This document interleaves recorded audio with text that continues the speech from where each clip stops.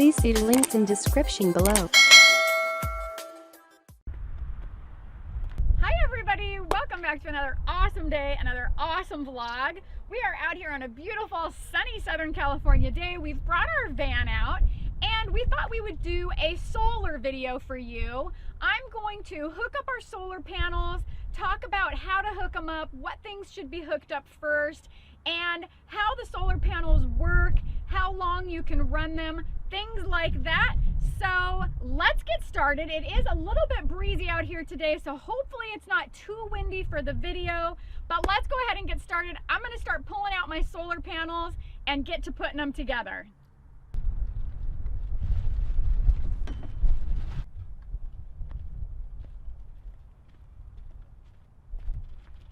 The solar panels have these nice stands on the back.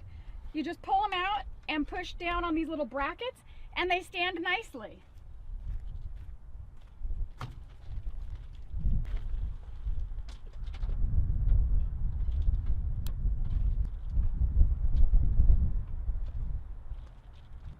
This is a 100-watt solar panel kit that we purchased from Harbor Freight. The brand is Thunderbolt. They are 100 watts total, so each panel, we have 4 panels here, each panel is 25 watts each at its max capacity. The kit did come with other things, but we've actually purchased a different charge controller because we wanted one that was a little better and more powerful than the one that came with the kit. We also purchased separately a 35 amp battery, and we also purchased a hub for the solar panels to connect into the hub in order to connect multiple packs of solar panels into the charge controller and then to charge the battery. The next thing I'm going to do is I'm going to bring out my battery, my charge controller, and my hub so I can start hooking up the solar panels so that they can start creating and gathering some energy into our battery so that we can use the battery for some electricity out here in the middle of nowhere. This is the charge controller that we purchased, and it can handle 700 watts. As I indicated in the beginning of the video, the solar panels that we have that we're going to be using today are a total of 100 watts at their peak performance. So this will handle all of the solar panels that we're going to be connecting perfectly fine. The first thing I'm going to do is I'm going to connect my charge controller now to the battery. Anytime you're dealing with a battery, you always want to connect the positive first and the negative second. And then when you're disconnecting, you always want to disconnect the negative first and disconnect the positive second. So that's what I'm going to do now.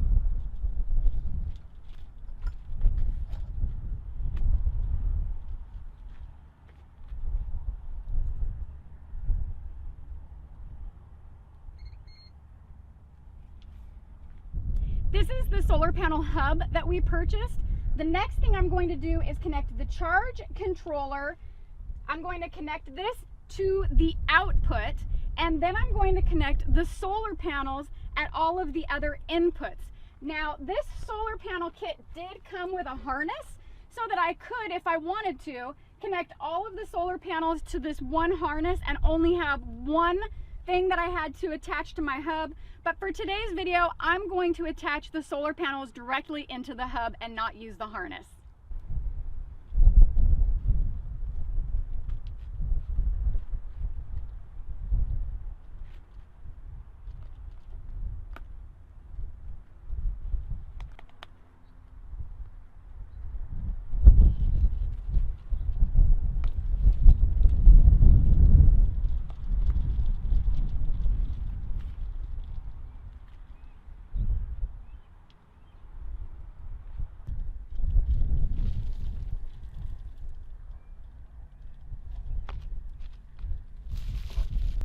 As you can see from the fluctuating voltage on the charge controller, it was fluctuating from 14 back down to 13 volts. That is indicating that this battery is already pretty much fully charged.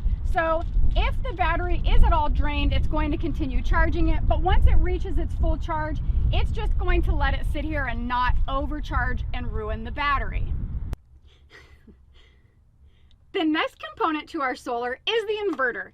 The inverter is used to convert DC, which is direct current at 12 volts, to AC, which is alternating current at 120 volts.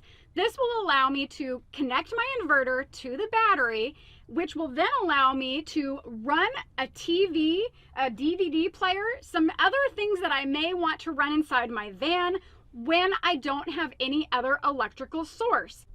The battery I'm using that I have outside of the van connected to the solar panels is a 420 watt battery. It is a 35 amp hour battery. You times that times 12 volts, which gives you 420 watts that you can use in an hour. However, for a battery, you only want to drain it approximately 50%. So that really only gives you 210 available watts that you can use in an hour. Now, what I am using is less than 210 watts. I'm actually, when I'm running my inverter, it's approximately 10 watts. When I'm running my DVD player, it's approximately 10 watts. And when I'm running my television, it's approximately 80 watts. So to run all three items together is approximately 100 watts, which means with this battery fully charged, I have approximately 2 hours of time available that I can use with this battery. Bill and I will often go to campgrounds or somewhere around. We'll bring a charged battery that we've charged with our solar panels, and we will want to watch a movie. When we hook everything up to one battery at that rate that I explained, the one we're using right now, we can watch about one movie because most movies run about 2 hours. If you don't have a fully charged battery and you want to watch a full movie, you are not going to make it through the movie. You're going to have another charged battery in order to change over somewhere along the way. If I had used this harness that I indicated, that the harness came with the solar panels. So if I had chosen to hook the solar panels up directly to the harness and brought my hub, charge controller, and battery inside the van, this would allow my solar panels to be outside in the sun on this beautiful day, and I could have then connected this to the hub, connected everything else the same, but I could then be watching my TV and my DVD player using approximately 100 watts per hour.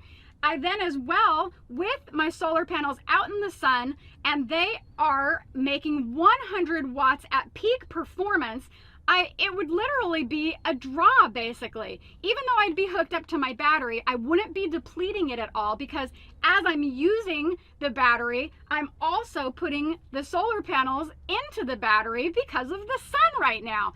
And so that is what is so wonderful and amazing about solar panels when you're out camping. When we're at the campground, of course we have the option of hooking up to their electrical, to their AC, so that we can run things like our air conditioner and things that take more electricity than just what we have with this small set of solar panels. Now, trust me, we have a lot more solar panels and a lot more batteries. We just brought these in as an example to show you what you could do with this kit and this amount of solar panels, one battery, and how to hook them all up. However, there are plenty of times that we don't want to go to the campground. We just want to go somewhere out in the open where we can take our van, and we don't want to have to hook up to some sort of electricity, and we want to make sure that we can watch a movie or do something along those lines using very little electricity and still not have to plug in somewhere. It is such a wonderful alternative, and after the purchase of your solar panels, there is no other cost involved. It's essentially free because you are getting energy from the sun, which is providing you electricity at no cost. We do have enough room in our little storage cabinet that we purchased for our van to bring extra batteries. So we already have a charged battery in here. So I'm going to hook up the inverter to the battery. Remember, you always hook up the positive first and the negative second. So I'm going to hook it up, plug it in, and I'm at least going to show you how I can turn on my DVD player and my TV. The first thing I'm going to do is connect my DVD player and my television into my inverter. So both items are plugged into the back. That's one of the great things about this cabinet that we bought, is that it does have electrical outlets, and then I can just plug one item into my inverter. The next thing I'm going to do is connect my battery. Now, normally these items sit perfectly inside here, but we've pulled them out so that you can see them for the video. The next thing I'm going to do is connect my inverter to my battery. I'm going to connect the positive side first, and then the negative. Sparky, sparky. Now that I have my battery connected to my inverter, I'm going to turn the inverter on, which is going to provide me power to my DVD player, and it turned on. Now my DVD player is Velcroed and attached to this so that it doesn't slide around while we drive, but the power is on, and as you can see, the power has come on our television as well. So we have power running from our battery through the inverter to the DVD player and the television so that we can watch a movie.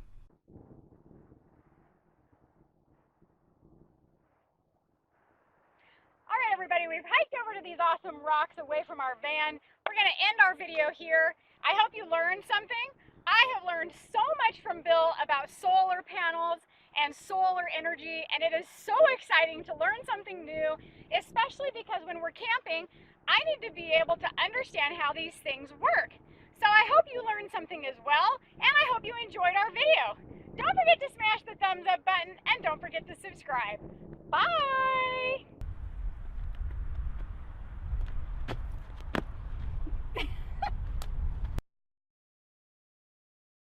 Please see links in description below.